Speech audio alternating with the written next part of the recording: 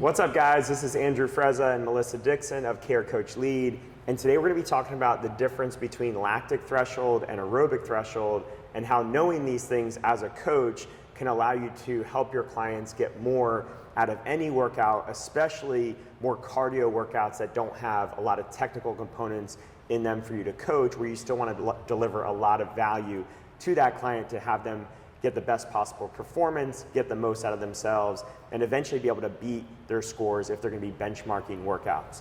So with this chart, this really simplifies a lot of stuff for us, okay? So if you guys look here, on this axis, we have output from 0 to 100%. So this is kind of theoretical, but also really practical, where an output of 100% is something you could sustain for just a really short period of time before you would just blow up and be exhausted. And then here we have time, and we have it 0 to 20 minutes broken up into 20% amounts, 4, 8, 12, 16, and 20 minutes. So when we're talking about this line of lactic threshold, that is typically something that you can maintain for about 10 to 20 minutes of an effort, okay? And that's typically what we see in most CrossFit, most high-intensity interval training, most boot camp, most Metcon type of settings. We're typically going to be working in that 10 to 20 minute range, so a lot of what we do is lactic threshold work. And then here we have the aerobic threshold, and that's typically something you could sustain for a lot longer. So you can see how we have the dotted lines that keeps going. That's usually something you're going to be able to sustain for 30 to 60 minutes and stay in that aerobic zone. Okay, so another way to think about this, or another way to notice this, is that lactic threshold is going to be about 220 minus your age for your maximum heart rate. Okay, so if I'm 35 years old, Melissa's a few years older than I am, not too much older, it's going to be, for me, about 185 beats per minute. So that's kind of my max lactic threshold. Anything above that, I might be able to go above it for 10 seconds, 15 seconds here and there. But if I go above it for any more than that, that's what you're going to see as redlining. That's what you guys are going to see as blowing up in a workout. And then you're going to see me drop way below that amount. I might be in a lot of pain. It might hurt, but my power is just not very good. I'm going to be way below that 85% effort. Aerobic threshold is going to be about 65% of our maximum effort, maximum heart rate. So a rough way to kind of figure that out is about 180 minus your age. So that would put me at about 145 beats per minute. Anything above that doesn't mean that I won't be able to sustain that for potentially 30-minute workout, but I'm not going to be in really an aerobic training zone. I'm going to be using more of that lactate, maybe more carbohydrates, more glycolytic type stuff.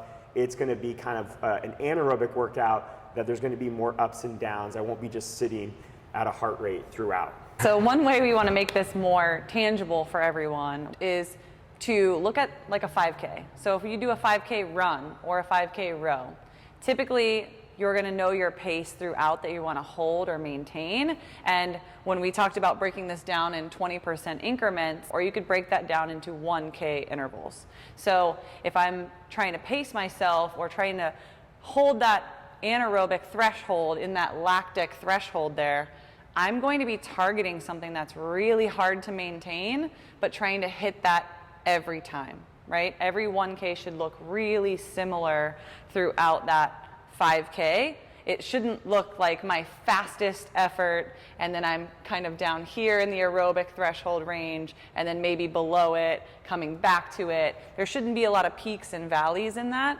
It should be something that's very repeatable. So we all kind of know our running pace or our mile times as well and be able to kind of look at that as a steady number. Yeah, if you talk to any type of endurance athlete, they know if they're going to go out and run a 5K, a half marathon, a marathon, if their total is like a 7-minute mile, they're going to sit within a few seconds of that 7-minute mile the entire time. There's not going to be like a 5:58 mile and then a 7:55 mile. They would know that that's a very big difference. But what's funny though is in a mixed modal setting, a CrossFit setting, a boot camp type setting, people do a lot of that highs and lows. They start out with a really fast first round that's significantly faster than what they can maintain in the middle, and it's a lot of just go hard, create a lot of hurt, and then hang on. And that's not the best way to have your best performance, because the energy systems that are powering that work is no different than a run. It might feel different than a run, but it isn't different from a run in that sense. So you need to be able to help yourself and your clients find that groove that they can sit at. And what that's going to look like is, at first, feeling like you're reserving a little bit in the tank. So if we go back to kind of the CrossFit mixed modal example, the first half, or let's even take it to the 12-minute mark. If we were doing a 20-minute AMRAP, through the 12-minute mark, you will be probably from about 4 to 12 sitting at your lactic threshold. If this was an AMRAP, every round would be about the same time. But your perceived effort would be starting to increase a lot more. And by the time you get to that 12-minute mark, you feel like you're putting out a lot of effort just to hold a power that was actually somewhat easy in the beginning, okay? So first 4 minutes, we feel like we're conserving. 4 to 12, we're gonna be not conserving, but like we wanna feel better than our output suggests.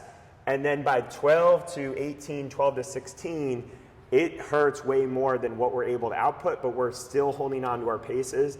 And then from maybe 18 or 19 to 20, that last 10%, that last 15%, we can go all out. We can actually go above our lactic threshold, because if we know that our workout stops at 20 minutes, it doesn't matter if we've redlined, because at that point, we're just sitting on the ground and we're done. So if you do that early in a workout, though, you will never recover. So the goal is, how do we sit at that line as best as we possibly can, knowing at the last 10% of the workout, that's our chance to redline and go above it.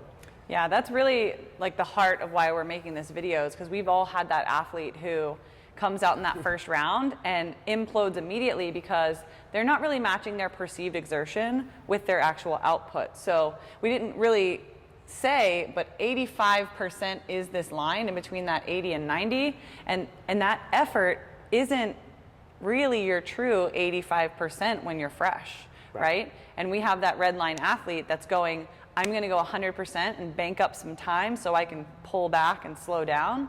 And how do we get that athlete to see a clear picture of what it should really look or feel like in round 1, in round 2, when they're so fresh, and have them dial that back into that same zone. So we have an example to share with you of my personal experience through a workout where we kind of broke down the rounds and kind of did a overview of what my rounds should look like theoretically if they were very timed out and looked like I was holding my lactic threshold the entire way. Yeah, so this is a workout we did over Thanksgiving, actually. 5 rounds for time, 21 18 cal row, 15 box jumps, and 9 front squats. So first off, why does this workout lend itself well to lactic threshold, pacing, and understanding our paces? It does it because it's in that range. It's a 19-minute cap. It's going to take most people 16 to 19 minutes, so it's that perfect time frame. But also, it is a consistent rep scheme every time, okay? So it's not like ascending reps where we're going 3 the first round, 6 the next round, 9 the third round. That's too hard to keep track of and measure. This, we always are doing the same amount of row, the same amount of box jumps every time. Also, it's 5 rounds, so that gives us 5 rounds of data, and it fits nicely in what we talked about before, these 20% intervals, and it allows us to see, okay, where was Melissa in her first 20%? Where was she in that middle 60%? And then did she have that boost at the end in the final 20%? One good thing too is also the movement selection. So movement selection is always at play when we're looking at lactic threshold.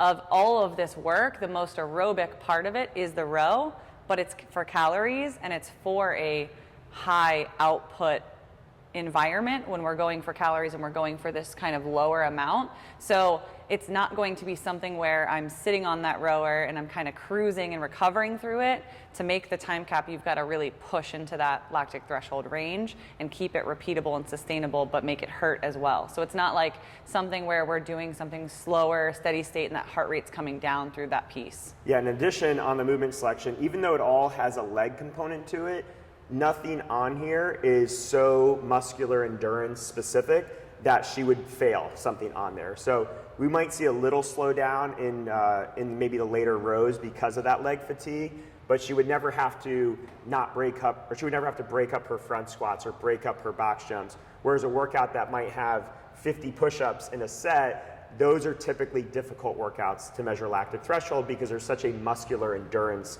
component to it that's sort of unrelated to that heart rate aerobic side of things.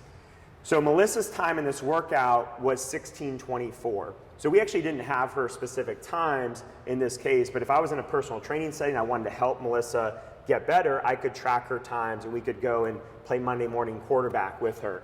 But we can take her total time and reverse engineer what her threshold pace was. Okay, so her average, if we divide this by 5, is 3:17 per round. So if she felt like she gave a near full effort, like that was a pretty good effort for her, we could pretty much say, okay, 3:17 is about her 85%. It's about her lactic threshold in this workout. So what we want to see in terms of her workout times would be something like this: 3:13 on the first round, 3:17 on round 2, 3:20 on round 3, 3:23 on round 4, and then 3:11 on round 5, which you'll notice on that is her fastest round. So typically the way this breaks down is that the first round is going to be your fastest or your second fastest. The middle 3 will all start to lose some ground, and you'll notice she had 2 rounds, 3:20 and 3:23, that were below her threshold pace of 3:17. But notice how far below they weren't. It wasn't 30 seconds worse. It wasn't 40 seconds worse. It was 3 seconds, 6 seconds. And she's okay with that. She's not panicking in that workout if those are the paces she knows she's hitting, because she knows she can redline in round number 5 and get that, make that her fastest round and gain back some of those seconds so her average goes back to 3:17 if she was trying to like hit this PR. Yeah, I think it's important to note too, like when we talked about movement selection earlier, that push-up example, I didn't drop the barbell in my squats. I didn't have to break anything up. That time is taken either from my row output or a little bit of an extra breath in between a box jump or two, or walking up to the box and waiting before my first jump. There wasn't a whole lot of any other things to hold that up, and that's why it makes it so repeatable. The other thing I wanted to say is how to take this into the coaching floor. So, you know, this is reverse engineered. This is not how my workout felt, or it probably was not a like representation of what I actually did. So if Andrew is my coach and he knows I'm this person who this workout is going to be really hard for, he can go and reverse engineer my workout like he did and take that data and sit with me and say, hey, I know that did not feel great. Maybe next time you try to hold 3:17 or as close to 3:17 as you can and see if it feels easier towards those later rounds. Because if I did a 3:17 average, but this workout looked more like 2:30 in my first round and then ended up being 4 minutes by my last round or somewhere with a big swing, I want to sit down and try to hold that 3:17 average next time I repeat this workout, and I might actually get a better average out of that workout starting that slow compared to what starting 2:30 would feel like.